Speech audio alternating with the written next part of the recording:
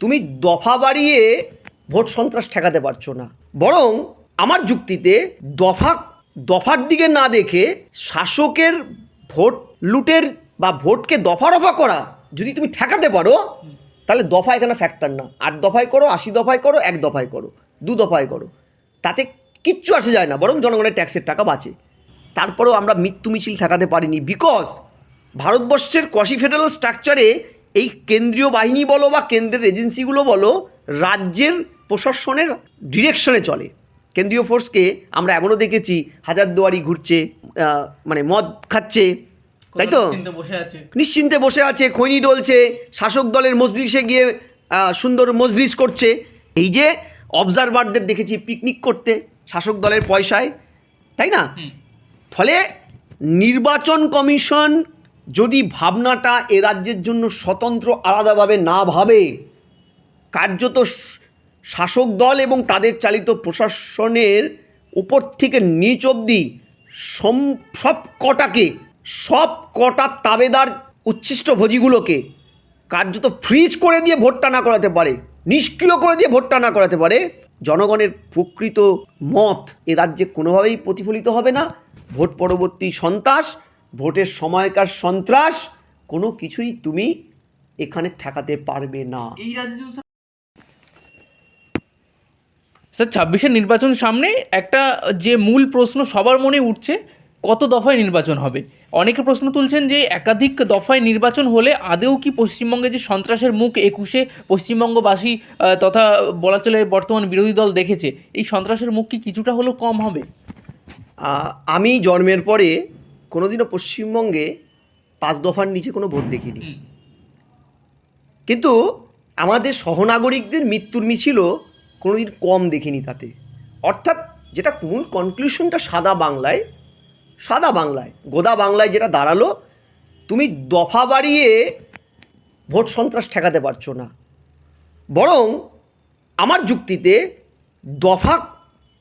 দফার দিকে না দেখে শাসকের ভোট লুটের বা ভোটকে দফা রফা করা যদি তুমি ঠেকাতে পারো, তাহলে দফা এখানে ফ্যাক্টর না। 8 দফায় করো, 80 দফায় করো, 1 দফায় করো, 2 দফায় করো, তাতে কিচ্ছু আসে যায় না, বরং জনগণের ট্যাক্সের টাকা বাঁচে।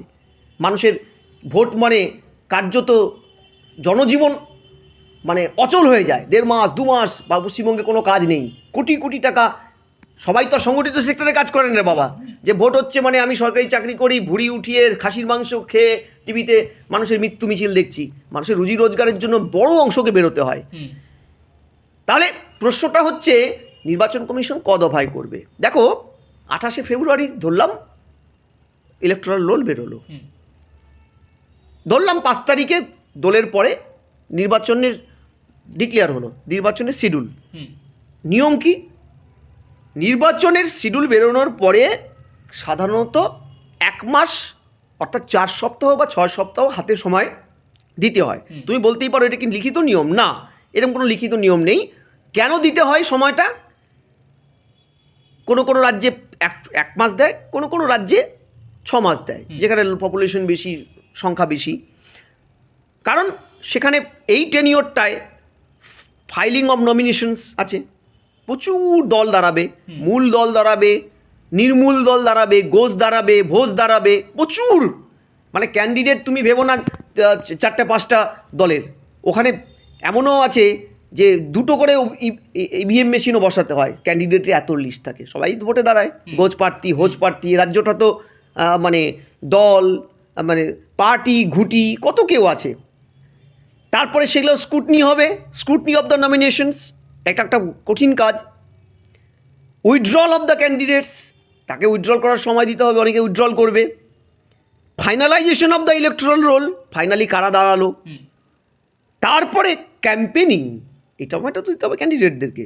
তারপরে তুমি 48 ঘন্টা আগে বন্ধ করলে ক্যাম্পেনিং, তারপরে ভোট। এই সমস্ত প্রসিডিওরটা তুমি যদি ধরে নিলাম 5 তারিখের 1 মাস পরে 5ই এপ্রিলের মধ্যে কমপ্লিট হয়, তাহলে তুমি 8 দফায় যে ভোট করতে পারবে না। লাস্ট 24-এর নির্বাচন যে 8 দফায় হয়েছিল, বা 11-ই মমতা ব্যানার্জি ক্ষমতায় আসার সময় যে 6 দফায় ভোট হয়েছিল, সেরকম কল্পনা করাটা অলিক। কারণ 5ই মের মধ্যে তোমাকে ক্যাবিনেট ফরমেশন করতে হবে। তাহলে প্রশ্নটা হলো, যদি এক সপ্তাহ টেনিওর ধরি তাহলে 3 দফা হতেই পারে। প্রশ্ন হলো, পশ্চিমবঙ্গে কাশ্মীরের চাইতেও বেশি ফোর্স দিয়ে কিন্তু ভোটটা হয়। লাস্ট 24-এর নির্বাচনে 920 কোম্পানি, মানে 1000 কোম্পানি ফোর্স এসেছিল, তারপরেও আমরা মৃত্যু মিছিল ঠেকাতে পারিনি। বিকজ ভারতবর্ষের কোয়াসি ফেডারেল স্ট্রাকচারে এই কেন্দ্রীয় বাহিনী বলো বা কেন্দ্রের এজেন্সিগুলো বলো, রাজ্যের প্রশাসনের ডিরেকশনে চলে। কেন্দ্রীয় ফোর্সকে আমরা এমনও দেখেছি হাজারদুয়ারি ঘুরছে, মানে মদ খাচ্ছে, তাই তো, নিশ্চিন্তে বসে আছে, খৈনি ডলছে, শাসক দলের মজলিসে গিয়ে সুন্দর মজলিস করছে।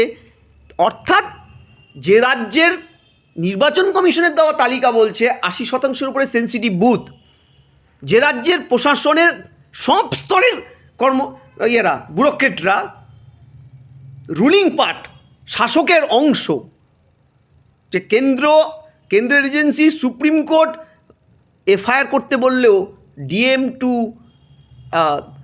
মুখ্য সচিব স্পিকটি নট, চুপচাপ থাকে।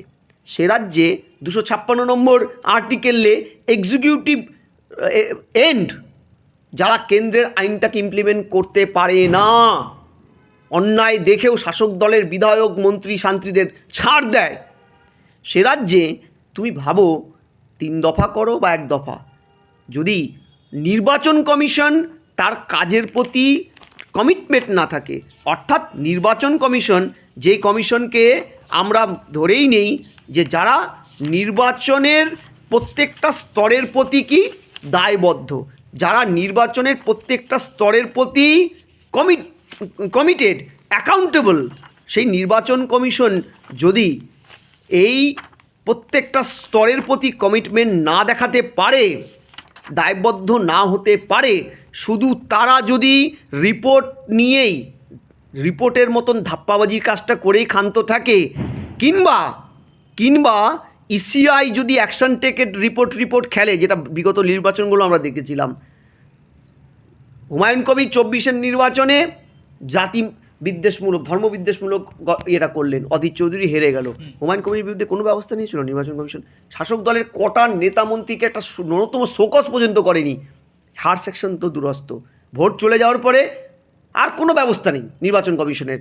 এমনকি নির্বাচন commission mockery of the highest order এমন করেছিল যে আমরা ভুলেই গিয়েছিলাম এটা টিএন সেশন MS লিংডোর নির্বাচন কমিশন, তাই তো।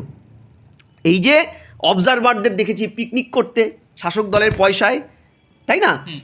ফলে নির্বাচন কমিশন যদি ভাবনাটা এ রাজ্যের জন্য স্বতন্ত্র আলাদাভাবে না ভাবে, কার্যত শাসক দল এবং তাদের চালিত প্রশাসনের উপর থেকে নিচ অবধি সব কটা তাবেদার উচ্ছিষ্ট ভোজিগুলোকে কার্যত ফ্রিজ করে দিয়ে ভোটটা না করাতে পারে, নিষ্ক্রিয় করে দিয়ে ভোটটা না করাতে পারে, জনগণের প্রকৃত মত এ রাজ্যে কোনোভাবেই প্রতিফলিত হবে না। ভোট পরবর্তী সন্ত্রাস, ভোটের সময়কার সন্ত্রাস, কোনো কিছুই তুমি এখানে ঠেকাতে পারবে না। এই রাজ্যে স্যার আলাদা করে প্ল্যান কেন করতে হবে? এটা যত্র দেশে যদাচার। যে রাজ্যে এসআইআর সাংবিধানিক ম্যান্ডেট, এসআইআর করতে দেয় না সরকার, তাহলে তুমি ভাবছো সেই রাজ্যের সরকার তোমাকে ভোট করতে দেবে? পুলিশ প্রশাসন এবং টোটাল মেশিনারিজটা ভুতরে ভোটার দিয়ে ভোটটা করিয়ে মমতা ব্যানার্জিকে জিতিয়ে আনতে এতটাই বদ্ধপরিকর। তুমি দেখো প্রতি বছরই একটা ট্রেন্ড ফলো হয় শাসক দলের, বিরোধীরা কোনো একটা ভোট প্রচারে যাক বা ভোট কেন্দ্রে যাক, তার ভোট কেন্দ্রে হয় পাথরবাজি করে, মহিলাদের দিয়ে ঘিরে নিয়ে চোর চোর স্লোগান দেয়, বড় বড় ইট ছোড়ে। তুমি ভাবছো এই প্যাটার্নটা বিচ্ছিন্ন প্যাটার্ন? কিন্তু এখানে তো স্যার নির্বাচন কমিশনকে তৃণমূল কংগ্রেস বিজেপির দালাল বলেছে, এমন দেখেছি। নির্বাচন কমিশনকে শুধু কেন বলেছে, হাইকোর্টকেও দালাল বলে ওরা বিজেপির। অর্থাৎ যারা তাদের বাড়াভাতে ন্যূনতম ছাই দেওয়ার চেষ্টা করে, মমতা ব্যানার্জি তাদেরকেই দাগিয়ে দেয়। কোন দিন সুপ্রিম কোর্টকেও তারা দাগিয়ে দিতে কাপড় বোধ করবে না। মমতা ব্যানার্জি ইতিমধ্যে বলেই দিয়েছে 26,000 চাকরি চলে যাওয়ার পরে সুপ্রিম কোর্টের অর্ডার আমরা মানি না। কটা অর্ডার মেনেছে বলো তো? প্রশান্ত বর্মনকে সুপ্রিম অর্ডার মেনে অ্যারেস্ট করেছে, ডিএ সুপ্রিম অর্ডার মেনে দিয়েছে, এখনও পর্যন্ত দেয়নি, রিভিউ পিটিশনে যাচ্ছে। তার আগে বলেছিল শোনেনি। আমি কথাটা বলছি ওই কারণেই যে ওগুলো ধরবে না, ওটা মমতা ব্যানার্জির পুরনো অভ্যেস। ঠিক আছে, প্রশ্নটা হচ্ছে নির্বাচনের ক দফা হবে। আমি আবারও স্পষ্ট করে বলছি, নির্বাচন কমিশনকে পশ্চিমবঙ্গের জন্য আলাদা করে ভাবতে হবে। যদি এখানে আলাদা না ভেবে ওই গয়ঙ্গচ্ছ ভূমিকাটা নেয়, গড্ডলিকা প্রবাহে গা ভাসায় অন্য রাজ্যে যেমন করছি তেমন, মাথায় রাখবে বিহারে সন্ত্রাসের আরেক নাম ছিল বিহার। আজকে বিহারে 2 দফায় ভোট হয়েছে, কেউ কাউকে আচরও দেয়নি। 121 242টা সিটে ভোট হয়ে গেছে, অলমোস্ট ওয়েস্ট বেঙ্গলের মতনই সিট। তামিলনাড়ু 1 দফা ভোট হয়, ভারতবর্ষের সব রাজ্যে 1 দফা 2 দফায় ভোট হয়। পশ্চিমবঙ্গে 8 দফা ভোট হওয়ার উপরে 100-র উপরে বডি আমরা কুড়িয়েছিলাম। ভোটের সময়, ভোটের পরে, আগে তো আজও অনেকে ঘরে ফিরতে পারেনি তৃণমূলের অত্যাচারে, অন্য রাজ্যে গিয়ে আশ্রয় নিয়েছে। ফলে দফা নয়, এটা এনশিওর করতে হবে নির্বাচন কমিশনের যে তৃণমূল ভোটটার যেন দফা রফা না করে। তাহলেই দেখবে জনগণের সঠিক মতবাদটা প্রতিফলিত হবে। তাতে যদি তৃণমূল হাইয়েস্ট ম্যান্ডেট নিয়ে চলে আসে, সো হোয়াট, হোক না, অসুবিধাটা কোথায়? তারা তো বলে আমরা 200% কাজ করে ফেলেছি, দুয়ারে সরকার, দুয়ারে ডেভেলপমেন্ট এনে ফেলেছি, দুয়ারে সরকার এনে ফেলেছি, উন্নয়ন একদম রাস্তার ধারে দাঁড়িয়ে আছে বলে। তো আমরা তো অস্বীকার করছি না, কিন্তু এইটা কিন্তু বিরোধী তো দেখো, 11-এ সিপিএমের সীমাহীন অত্যাচার ছিল, সিপিএমের রাজত্বকালেই তো দফা বেড়েছে। তার আগে তো আমাদের 1 দফায় ভোট হতো। সিপিএম তো সন্ত্রাসটা করেছে, সাইন্টিফিক রিং। 11-তে মমতা পরিবর্তনটা এনেছিল কেন? মানুষের মহাজোটটা করতে পেরেছিল সিপিএমের সন্ত্রাসের বিরুদ্ধে, ফলে হয়েছে। 18-তে এই সরকারের সময় পঞ্চায়েত ভোট যখন তৃণমূল লুট করছে, তখন বহু এলাকায়, এত সন্ত্রাসের পরেও বহু এলাকা, বিশেষ করে আদিবাসী এলাকায়, তারা মানুষের মহাজোট করে শাসকের ভোট লুট আটকাতে পেরেছিল বলে বহু এলাকায় শাসক ভোট লুট করতে গিয়েও বাধা পেয়েছে এবং সেখানকার পঞ্চায়েত বিরোধীদের দখলে।